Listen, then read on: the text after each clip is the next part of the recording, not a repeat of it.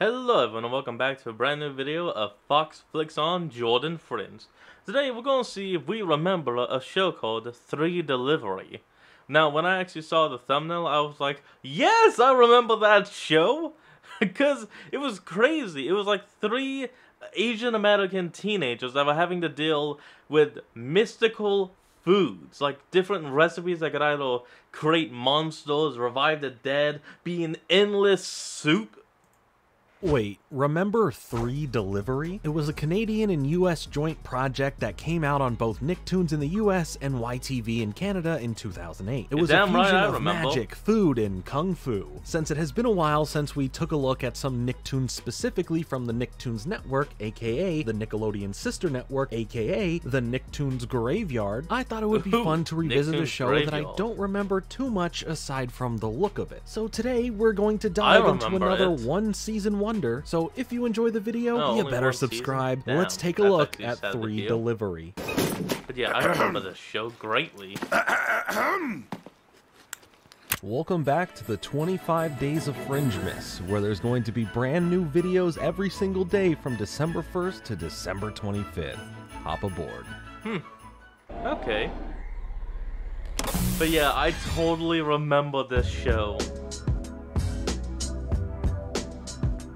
3 Delivery follows a group of employees at Wu's Garden, a Chinese restaurant located in Chinatown. Toby, Sue, and Sid. Toby, voiced by Robbie Sharp, is a goofball with a big appetite, but despite that, comes from a pretty rough and dark past that is clearly contrasted with his attitude in the show, often not really taking a lot of things too seriously. Sue, voiced by Stephanie Sheh, has probably the toughest spirit and exterior, always keeping focus on the task at hand and rarely lets her guard down, showing the other side.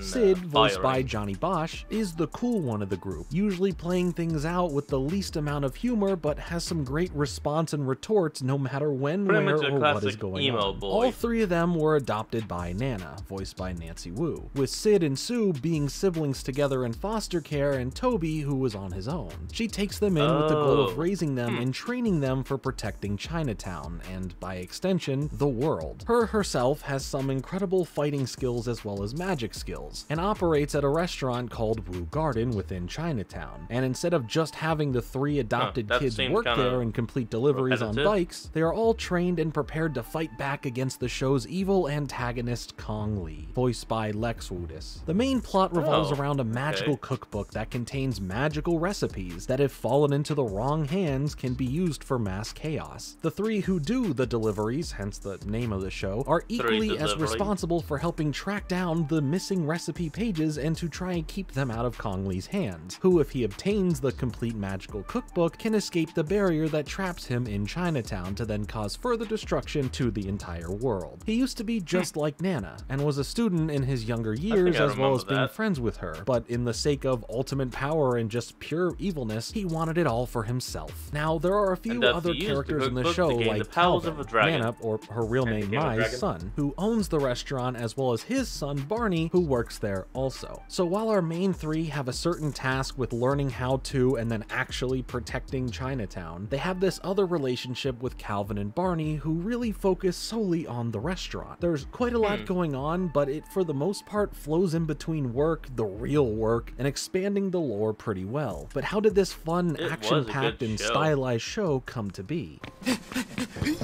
Surprise! Watch 3 Delivery, Thursday at 7, only on Nicktoons Network. Oh, ad. And we're back. Awful commercials. Oh, come on! Let's go. 3 Delivery comes to us from Larry Schwartz, the same man behind other Nicktoons shows like Kappa Mikey and Speed Racer: The Next Generation. Specifically for this show, he based it on his own living situation in a way, living around Manhattan's own Chinatown, giving him inspiration for the setting and base premise of the show, as well as Larry finding inspiration with his love for kung fu movies. The collaboration of a Canadian studio and US studio is what got this split country developed and released show thanks to the US-based Studio Animation Collective and and the Canada-based studio Fat Cat, hitting a release for both Nicktoons and YTV in 2008, and it would eventually go on to release in other territories such as Mexico and the UK in early 2009. The look of the show is pretty unique itself, going for a look that you'd find in some manga, classifying the show as a living graphic novel, and for that comment, I'd have to agree. I think it very much captures that aesthetic greatly. Larry's other show, Speed Racer The Next Generation, would premiere the month before 3 Delivery would, so for the initial releases of those Speed Racer episodes, there would be some slick little promos for 3 Delivery that would be attached. They'd only be a couple minutes long, but it would get you into what 3 Delivery was and to be ready for the premiere of this new show shortly on the Nicktoons network. It's not uncommon to see some creator have multiple shows on one network that even may be on the air at the same time, but to see how close in release these 2 shows were specifically seems like a nightmare to manage. But nevertheless, 3 Delivery was coming, but there were still several other shorts, with 11 being made in total, that were to be aired at a different date, with the bulk of them to come out sometime in 2009. But on June 27th, 2008, 3 Delivery would be released, and it was a very interesting show. Oh yeah, it was good. I honestly liked it. Earlier this year, I covered both American Dragon Jake Long and The Life and Times of Juniper Lee, 2 similar shows that premiered around the same time that had a lot of similarities in their premise. And honestly, this show does have some loose, similar vibes, plot points, and themes that you can kind of see in both of the other shows. Yes, I am saying that not only did Disney and Cartoon Network have a similar show, now Nickelodeon technically had one too. It's kind of funny how that works. What I really liked about the show is the animation specifically, the way the show looks. It just oozes that early to mid 2000s grunge that I sometimes just miss so greatly. Mixing that in with the city environments in Chinatown really aided in a visually pleasant-looking show. While you can see the stiffness from the similar flash techniques found in Larry's other show, Kappa Mikey, and just like that show, it adds a level of charm to that. While it does date the show a bit, it equals out to be a stylized show. It's never about how much money you spend on something. It's about how you use the tools you have to the best of their and your abilities. The color palette for me stands out with a lot of muted, darker colors, mostly lining the world, allowing for the bright splashes of colors like reds, greens, yellows, and blues to pop out really well. My only main issue I guess I would find myself having with this series is the premise itself, or to be more specific, the magical cookbook aspect. While I get that food is the big theme here for the show, I don't think it needed to be ingrained in the plot with a magical cookbook and the pages of it that they are looking for. I would have liked to see the food be this relatable everyday thing that our main trio have to do for their job and make deliveries, and this magic element be about something else. One of these factors feels a bit tacked on. Is it the food delivery part or the magical part? Now, with that being said, I don't hate it. In fact, I quite enjoyed a lot of what this show had to offer. The plots feel like they move at a fast pace. The action is a lot of fun, and the setting is really nice to explore. While it may not be this big genre-pushing show, it feels like it knows exactly what it is and what it wants. The family aspect is highly important and probably one of the major reasons I liked it as much as I did. Maybe it just needed more room to grow. Maybe it needed to change the flow up a bit as the series progressed, but unfortunately, it didn't last long enough to truly get its footing settled. This is serious indeed. Hey, you! Come to Wu's Garden for free delivery! Oh, ad. We're back. Come for free delivery. Stay for the fried rice. Oh, those ads.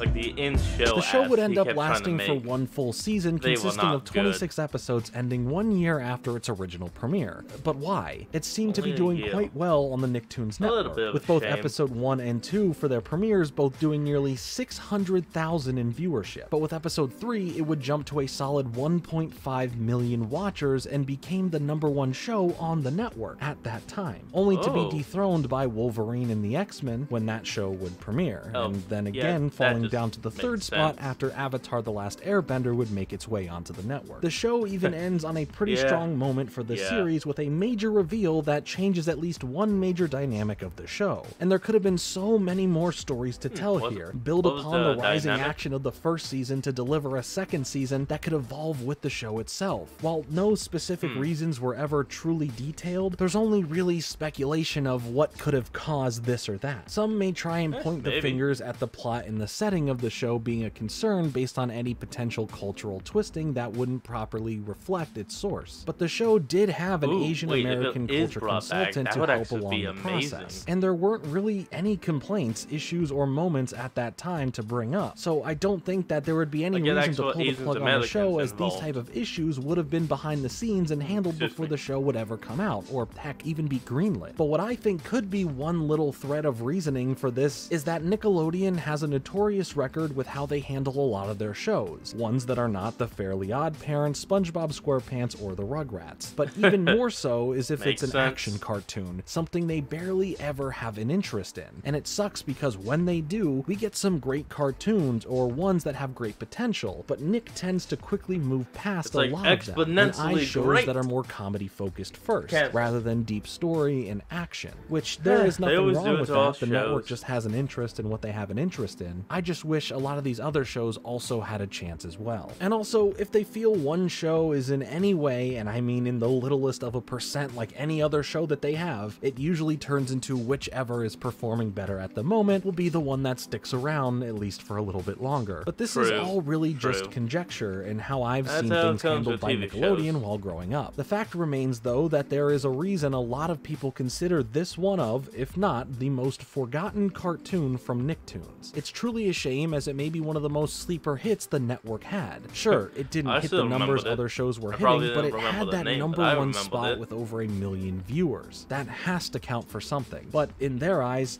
I guess not. If you've ever seen this show or faintly remember it, it is definitely worth your time to invest in its one season. It was a fun show that had some really cool characters and some great stylized action. But what are your thoughts on this show if you have seen it and do remember it? Let me know in the comments. Thanks so much for watching. Like and subscribe. Later. Alright folks, well, that is all we're going to end off today's episode. I want you all to remember to like, comment, and subscribe for more. Down in the description will be a link to the original video, so remember to support the original creator in all they do, and I'll see all of you folks next time when we flick on. Peace out.